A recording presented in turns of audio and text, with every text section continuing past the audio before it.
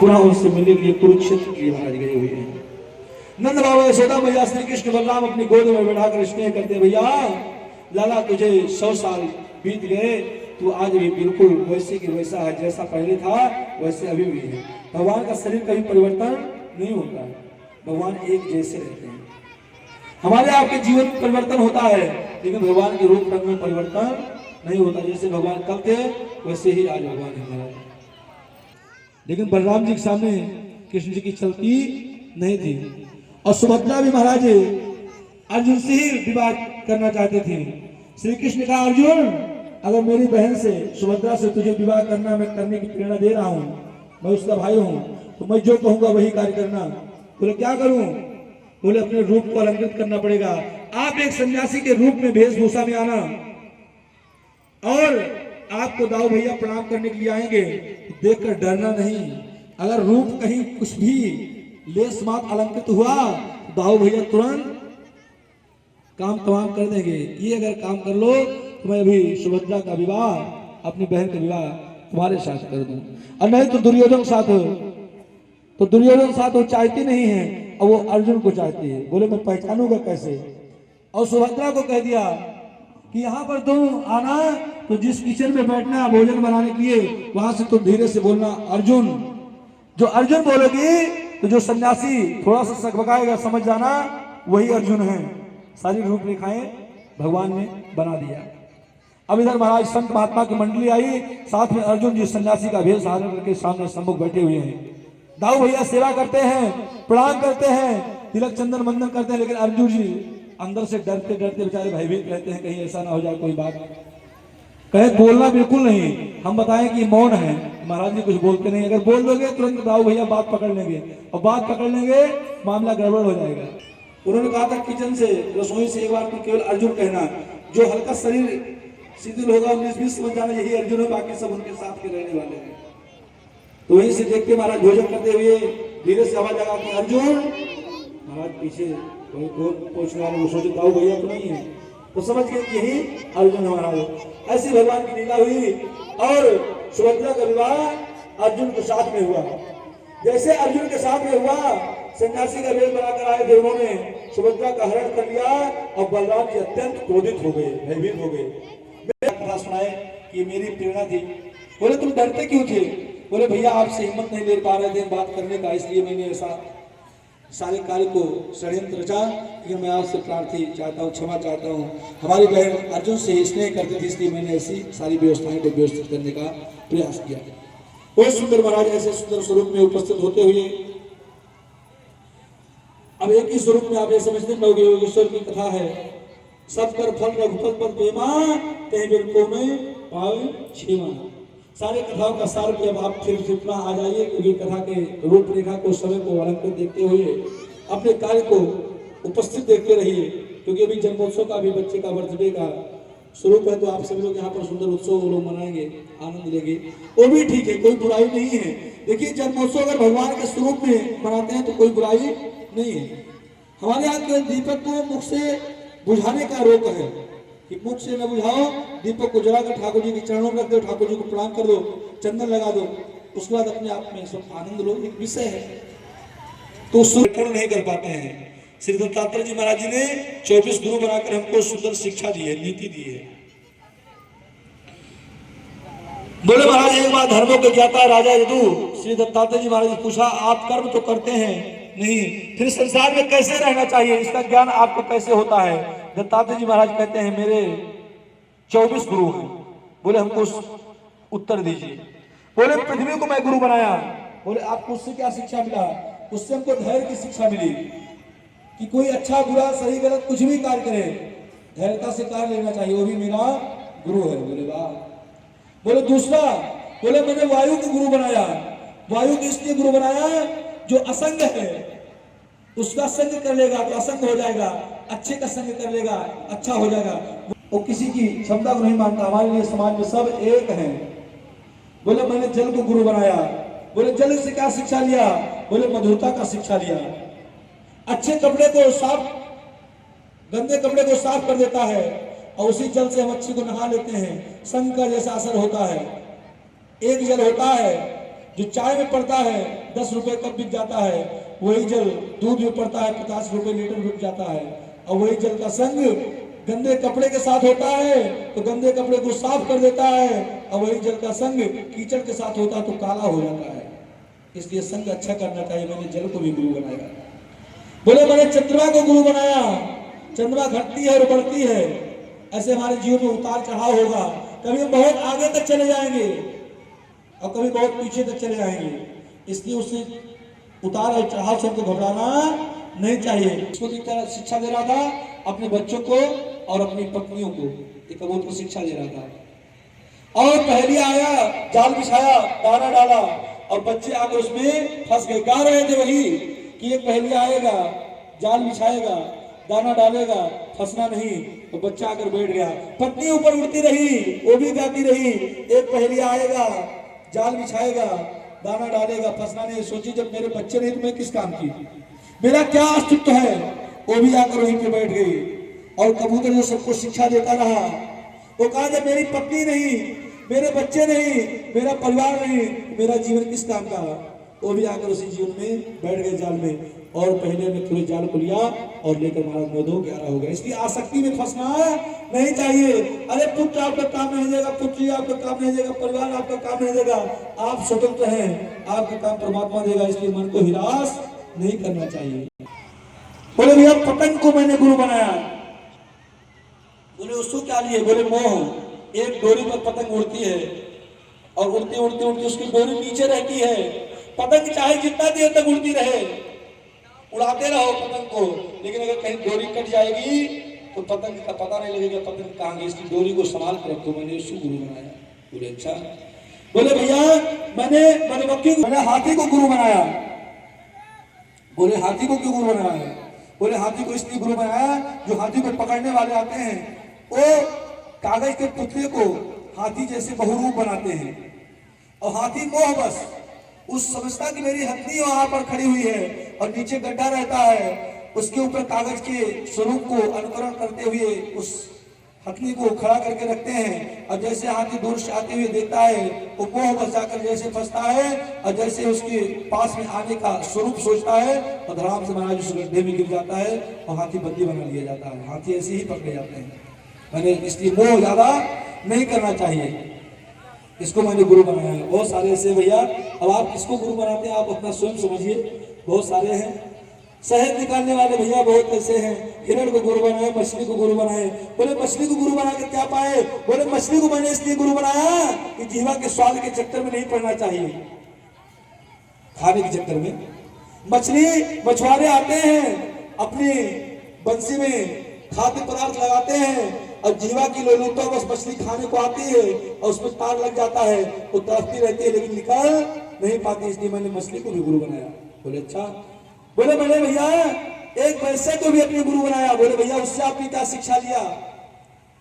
बोले मैंने उससे जीवन में शिक्षा लिया, वो सुबह से लेकर शाम तक महाराज अपने जीवन को, और मृत्यु मेरी होगी, मुझको वो मृत्यु मुक्ति मिलेगी क्योंकि मैं 80 घाट में हूँ, बनारस की स्वरूप है। बोले काशी में हूं तो मुक्ति मेरा भी होना है। आपने जीवन का कोई आनंद नहीं लिया और आपको भी मुक्ति मिलना है, तो मैंने पूरे जीवन को सर्वस्व ठाकुर जी की मंगल में उपस्थिति जैसे भगवान ने मेरे साथ जीवन अनुकरण किया, मैं अपने जीवन को जीने का प्रयास किया और मेरी भी मुक्ति होगी। बोले हमारे और तुम में अंतर क्या है? अब महाराज जी को बड़ा चिंता हो गया। पूरा जीवन हमने तप में निकाला, जप में निकाला, राम राम करते करते पूरा जीवन बेकार कर दिया। न घर गृहस्थी का उपभोग होगा, न परिवार का संसार का उपभोग देखा कि संसार कैसे होता है भैया। और मेरी भी मुक्ति होगी, इस वैसे की भी मुक्ति होगी। अब तो यहाँ काशी में नहीं रहना, छोड़ के चलने लगे महाराज। बोले चलो भैया यहाँ से चलते हैं। बोले कहाँ? बोले अब काशी को छोड़ देंगे। क्या मतलब? मुक्ति वैसे की हो रही, मुक्ति मेरी हो रही है। हमें भजन करते करते पूरे जीवन को गिरा दिया। तो महाराज शंकर भगवान ब्राह्मण बालक का भेष बनकर आए। बोले बाबा कहाँ जा रहे हैं? बोले मैं आपकी काशी में रहने लायक नहीं हूँ। बोले क्यों? बोले आप क्या रहने वाले की मुक्ति होगी वैश्या की और मेरी भी मुक्ति होगी, क्या करेंगे यहाँ रहकर? बोले सरकार आप रुक जाइए। बोले क्यों? बोले आप कल एक हरी दूब का गट्ठर लेकर आइएगा और एक सूखी घास का गट्ठर लेकर आइएगा, फिर मैं आपको बताऊंगा। वो महात्मा महाराज चिंतन करते रहे, दोनों गांठ का गट्ठर लेकर आए, एक सूखी घास का गट्ठर लेकर आए और एक गीले दूब की गांठ का गट्ठर लेकर आए।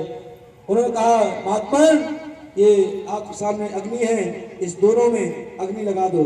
सूखे घास में अग्नि लगाया गया और 1 मिनट में धूल कर स्वाहा हो गया।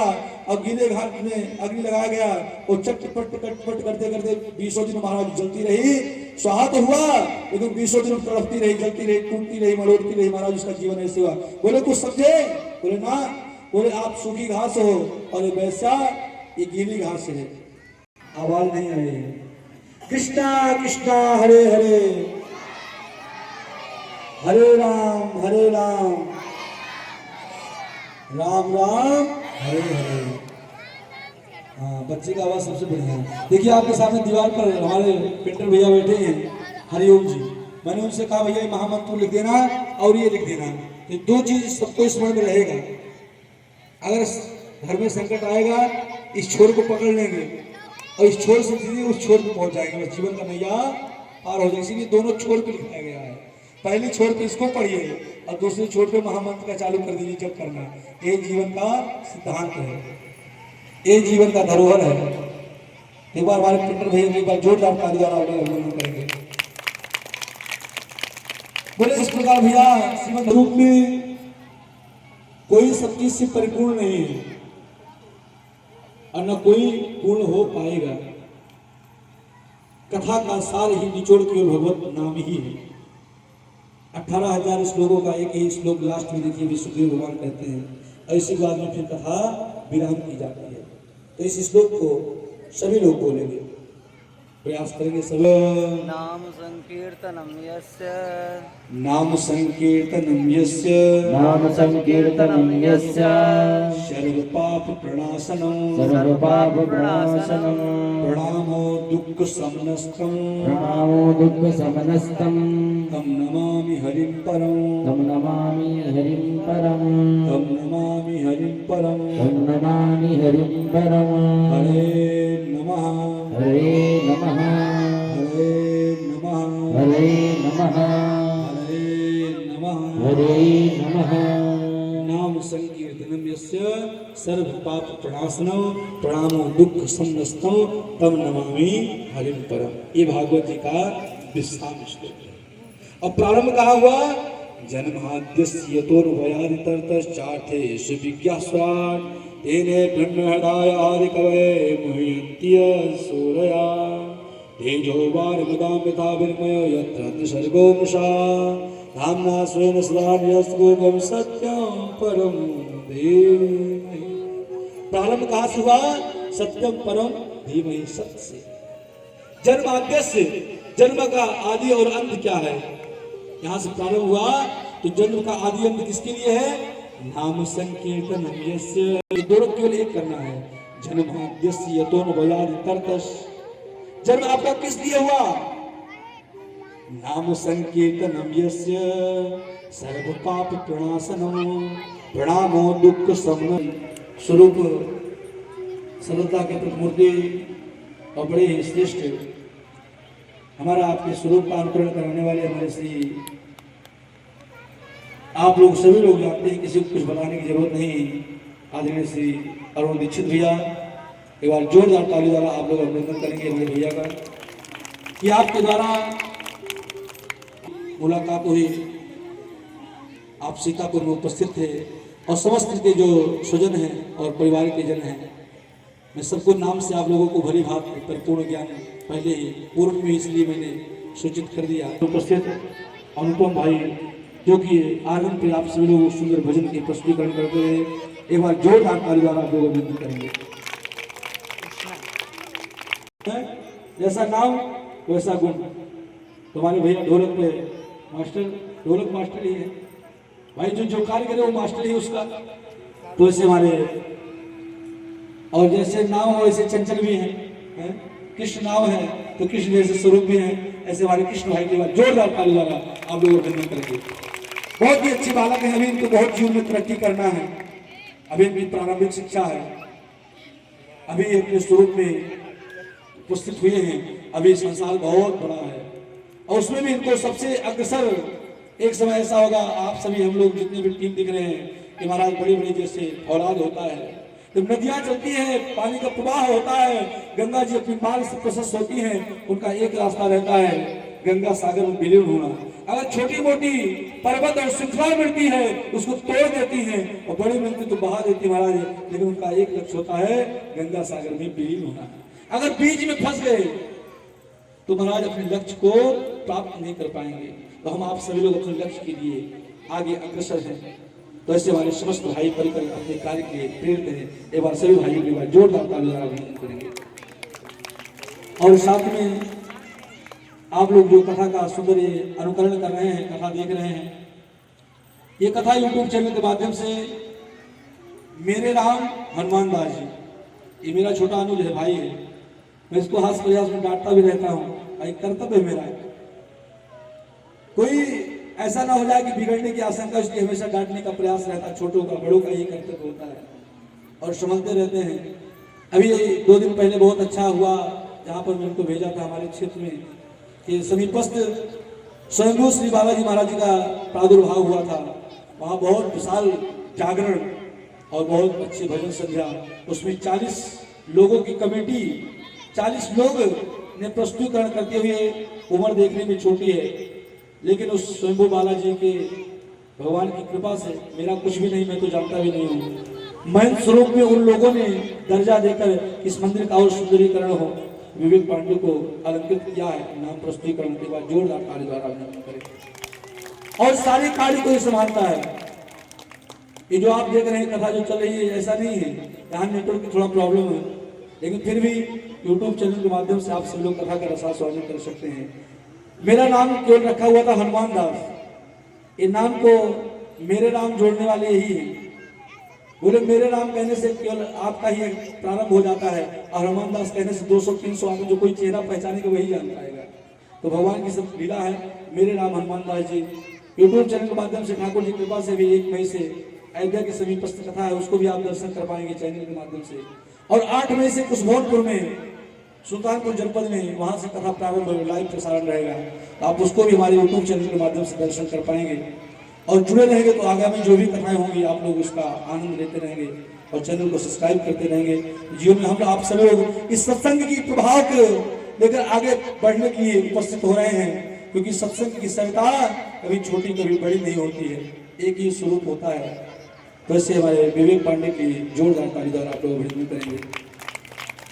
साथ में उपस्थित समस्त सुनता समाज, अगर मुझसे कोई गलती और कोई त्रुटि हुई हो, बात सम्मान में, हास्य में, परिहास में, बातचीत में, वार्तालाप में, तो उसको आप सभी लोग अपना बालक, अपना बेटा और अपना भाई समझकर, हमारी जो अच्छी वस्तुएं आपको लगी होंगी उसको आप अपने जीवन में ग्रहण करने का प्रयास कीजिएगा, और जो आपको अच्छी बात नहीं लगी होगी उसको आप पूरा हमको लौटा दीजिएगा, तो भविष्य में फिर मेरे को काम आएगा।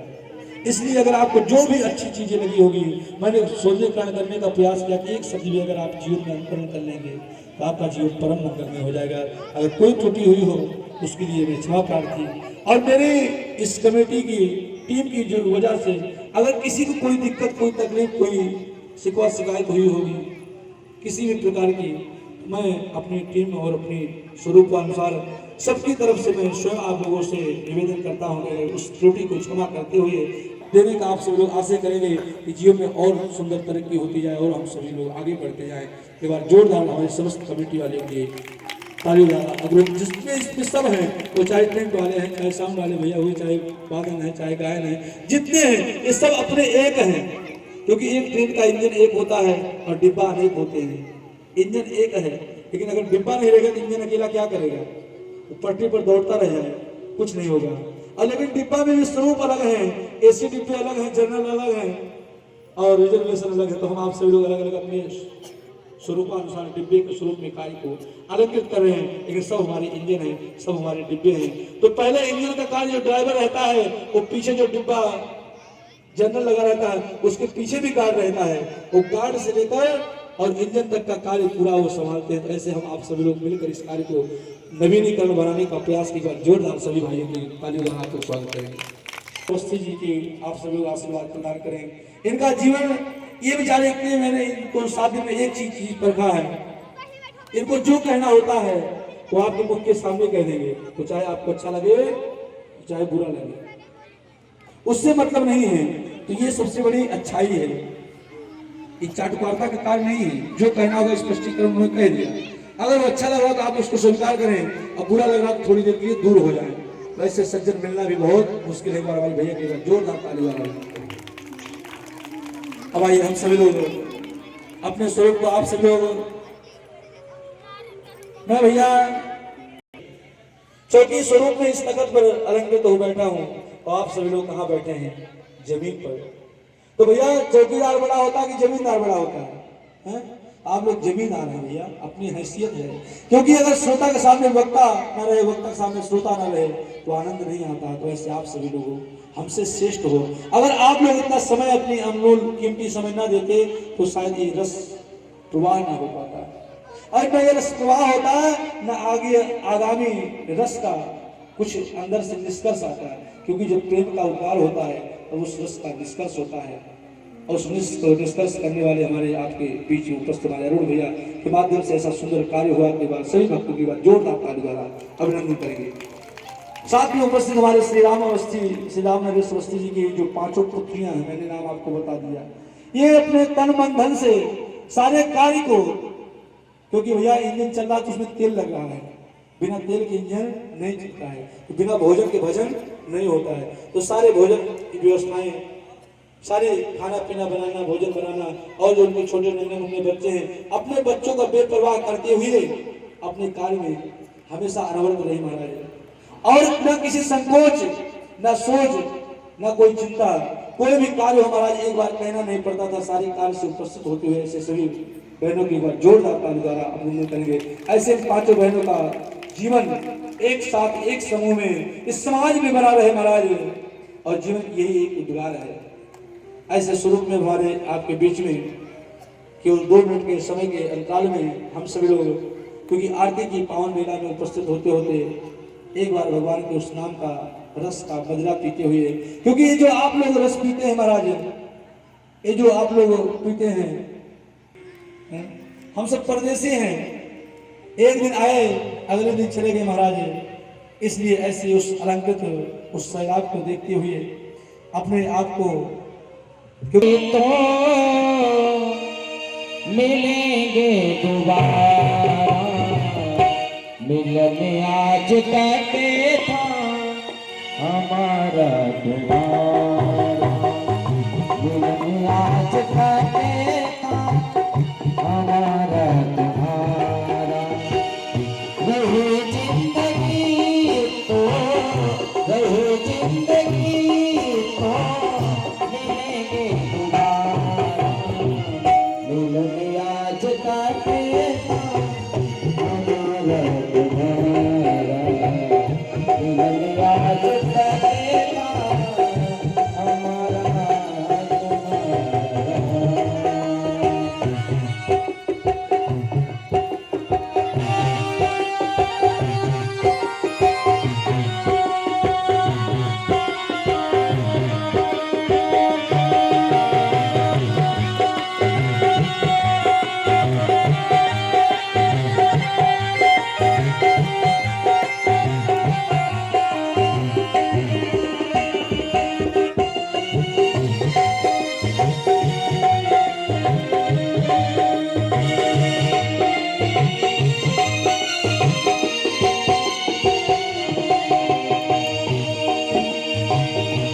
अरमानों के दीप जले हमको सच्चे भक्त मिले। अरमानों के दीप जले हमको सच्चे भक्त मिले। जिनका मिलेगा ऐसा नजारा, मिलने आज कहते था हमारा तुम्हारा। कन्हैया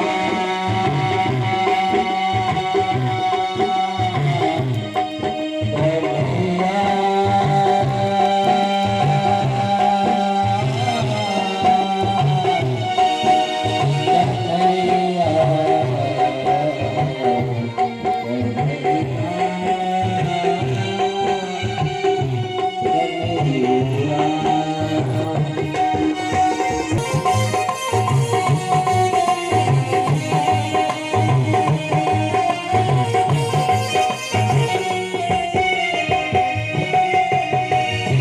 सब भक्तों से मेरा कहना, सब भक्तों से मेरा कहना, भूल चूक की माफी देना, भूल चूक की माफी देना, तुमसे बिछड़े हमको दोबारा आज तक था हमारा तुम्हारा।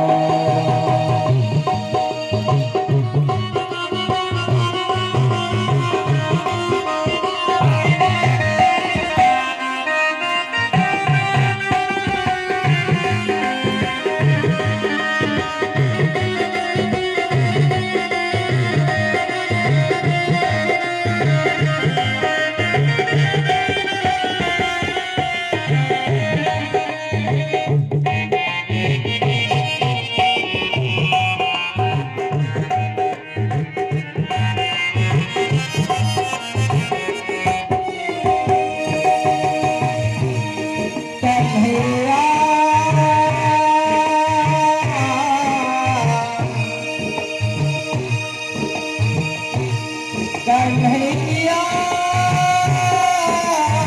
कन्हैया कन्हैया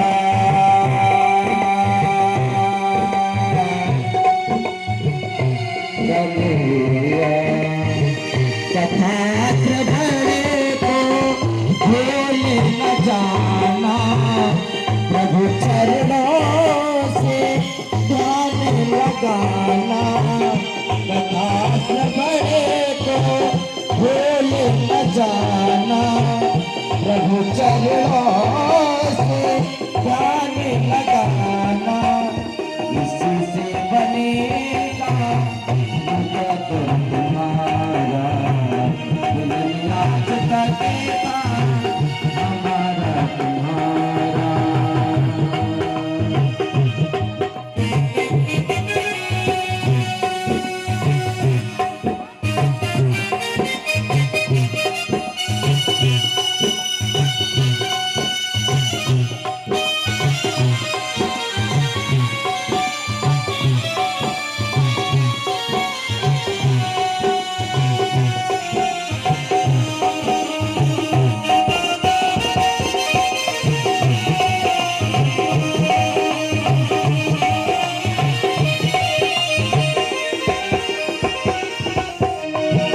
रहो जिंदगी तो रही तो मिलेंगे दोबारा, आज तक था हमारा तुम्हारा, आज तक था हमारा तुम्हारा।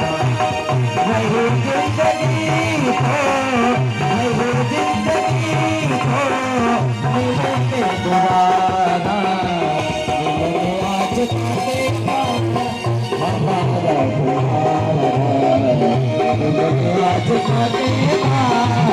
हमारा तुम्हारा, आज का हमारा तुम्हारा, आज का हमारा तुम्हारा।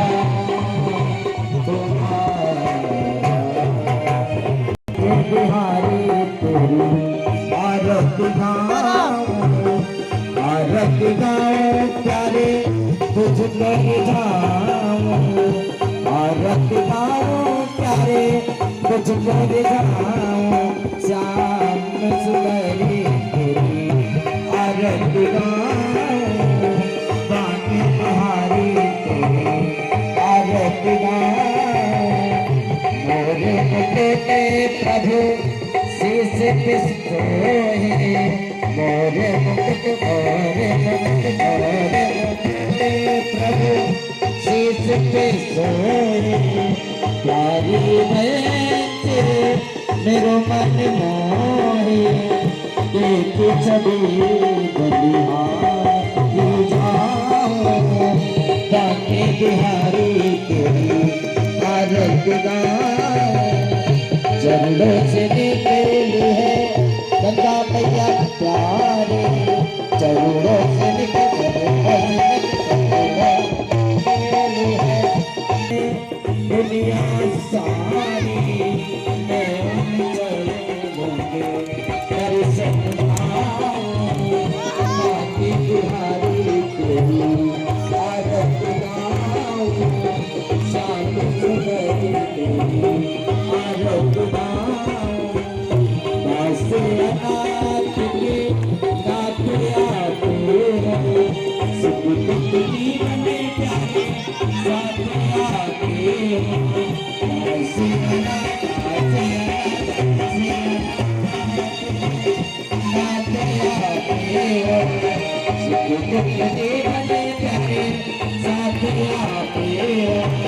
हरि चरणों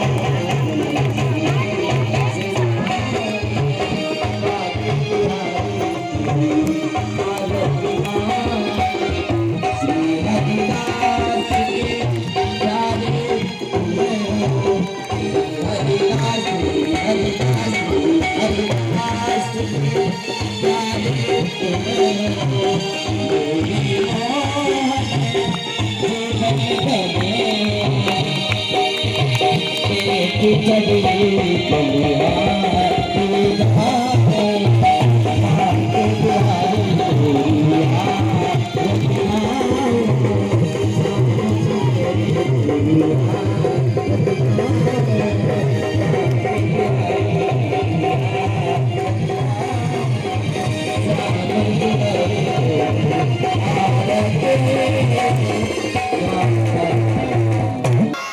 भैया आवाज आनी चाहिए, कथा का विश्राम है और आवाज आपके नहीं आ रही है क्योंकि अब सबकी मस्ती हो गई बर्थडे में। बोलिए बाकी बिहारीलाल की, होली बरसाने वाली की, श्री विश्वान नंदनी की, श्री विश्वान दुलारी की, श्री विश्वान लाडली की, आज के आनंद की, सभी श्रोता समाज की, सभी ग्रामवासियों की, सभी क्षेत्रवासियों की, कथा सुनने वालों की, हिंदू भक्तों की, आज के आनंद की, धर्म की जय। भैया आए नहीं हैं, क्या सीख रहे हो छोटू? धर्म की, हाँ, अधर्म का, प्राणियों में, विश्व का, गौ माता की, सत्य साधन धर्म की, सत्य साधन धर्म की जय जय श्री राधे श्याम। नमः पार्वती पतये हर हर